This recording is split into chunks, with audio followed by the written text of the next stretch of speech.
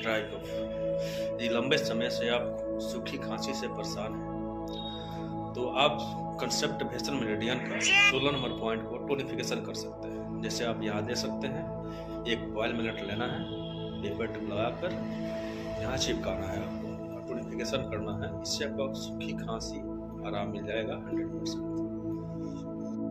लंबे समय से दामा की वजह से सूखी खांसी है, दामा की वजह से सूखी खांसी है, तो यहाँ पर आप लंग्स 2 को सीडेशन करना है, तो किडनी 27 को सीडेशन करना है, किडनी 27।